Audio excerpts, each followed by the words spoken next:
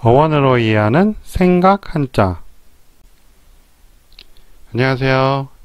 제 강의를 여태까지 들으면서 도움이 되셨으면 좋아요를 눌러주시고, 혹 광고가 나오면 건너뛰지 마시고 끝까지 시청해 주시면 이 동영상 제작에 도움이 됩니다. 고맙습니다. 이번 시간에는 상서로울 상에 대해서 알아보겠습니다. 모양은 이렇게 생겼고요. 부수는 보일시 변이네요.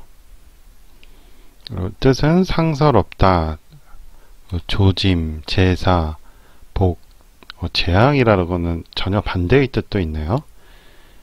상서롭다는 것은 좋은 거를 말하는 건데 지금 여기서는 재앙이라고 전혀 반대의 뜻도 있습니다. 이렇게 말씀언으로 된 상하고도 같다고 하네요. 보일시와 양이 변한 상으로 이루어졌다고 합니다. 그래서 신이 내려주는 좋은 일이라고 하네요. 그래서 행복을 뜻한다고 하죠. 리딕단넷에서 상을 찾아보면 설문화제에 복이라고 나와 있습니다. 그러니까 좋다는 얘기죠. 네이버 설명과 큰 차이는 없고요. 차이니스 에티몰로지에도 그렇게 특별한 설명이 있지 않습니다. 보일시와 양의 합성이라고 하고 good luck이라고 해서 복이라고 설명을 하고 있죠.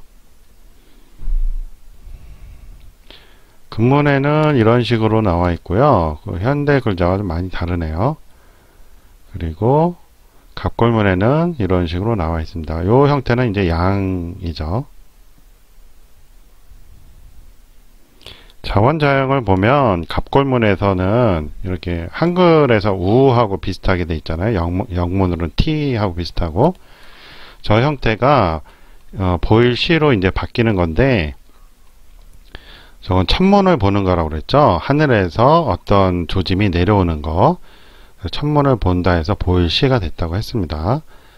그리고 양은 이제 뿔난 모양을 그린 것이고요. 그것이 이제 현대 모양으로 바뀐 것이죠. 이것으로 볼 때 옛날에 이제 제천을 할 때 소나 양이나 돼지나 이런 것들을 바쳐서 했거든요. 그래서 양을 제물로서 바치면 이제 하늘에서 어떤 조짐을 내려주는 거, 그런 것을 해서 복이라는 뜻이 생긴 것 같고요. 그래서 상서롭다는 뜻이 생긴 것 같습니다. 상서롭다 할 때 이 서자가 이렇게 생겼습니다. 부수는 구수록변이고 뜻은 상서롭다, 부절, 서옥 등 여러 가지가 있네요. 형성문자로서 구수록변과 이게 왕이 아니라는 거죠. 구술옥으로 이제 취급하네요.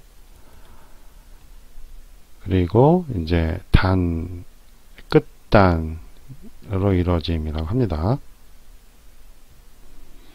설문해자에 보면 옥으로서 이제 믿음을 나타낸다라고 한 것 같은데요. 아까 네이버 사전에서 뜻을 보면 부절이라는 게 있죠. 신표로 삼던 거예요. 그래서 이제 옥은 옛날에 아무나 가질 수 없었잖아요. 그래서 그걸로서 이제 신표로서 삼은 거다는 거죠. 차이니스 에티몰로지에 봐도 이 왕이 이제 옥의 뜻이라고 하죠. 제이드 참은 옥이고 참은 매력이니까 옥의 매력인데 옥으로 뭔가 만든 거를 말하는 것 같습니다. 그러니까 요 단자가 전에 단 할 때 살펴봤던 부분인데요. 이게 지금은 산하고 이의 합성으로 보이지만 그것이 아니고 이제 새싹이 나오는 모양이었었죠. 그게 변한 거예요. 그래서 싹이 나오면 아무래도 뭔가 정교함이 있고 세밀함이 있고 이쁘죠. 그래서 옥을 그런 식으로 이제 장식한 것을 나타낸 것 같습니다. 인터넷에서 제이드 참으로 검색을 해봤는데요. 이런 식으로 옥을 다듬어 놓은 거예요. 가공을 한 것이죠. 그렇기 때문에 새싹이 나오는 거 보면 좀 세밀한 모양이 있잖아요. 그런 식으로 해서 이제 이런 형태가 글자가 생겼다고 봅니다. 자, 그렇다면 서옥, 상서로운 구슬이라는 게 이해가 되죠. 그렇다면 이런 건 당연히 좋은 거겠죠. 그러니까 길조, 상서롭다를 나타내게 됩니다. 이번에는 보일시 대신에 물수변이 들어간 큰 바다 양입니다. 뜻은 큰 바다, 서양, 거센 파도 등 여러 가지가 있습니다. 옛날에 신에게 바치는 희생의 짐승 중에서 양은 가장 소중히 취급되었다고 합니다. 그래서 훌륭히 성장한다는 뜻으로 쓰였고, 그것이 물과 합쳐지면서 큰 바다의 뜻으로 쓰였다고 하네요. 그러니까 물이 성장을 했다는 것이죠. 물이 가장 크게 성장한 게 이제 대양이죠. 그래서 큰 바다가 되었다고 합니다. 이번에는 보일시 대신에 말씀언으로 바뀌었을 때를 알아보겠습니다. 이렇게 되면 자세할 상입니다. 또는 거짓 양이라고도 하네요.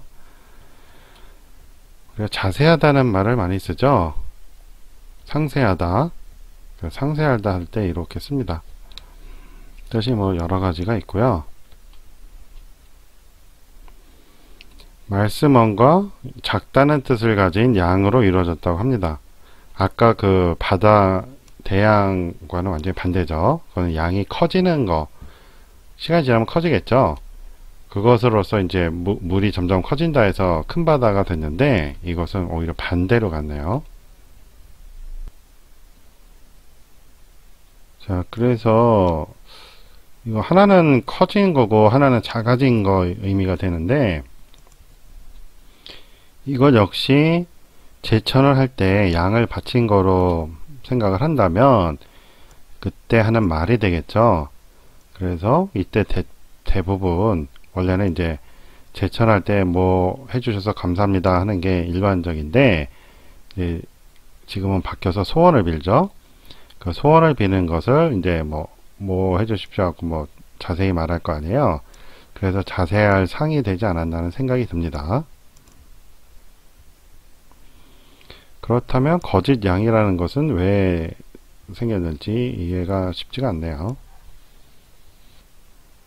이렇게 해서 오늘은 주제 한자인 상서로울 상에 대해서 알아봤습니다. 그리고 상서롭다 할 때 서도 같이 알아봤고요.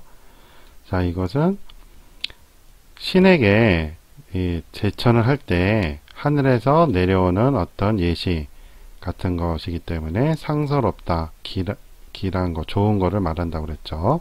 복 같은 거를 말하고, 이것은 왕이 아니고 옥이었죠.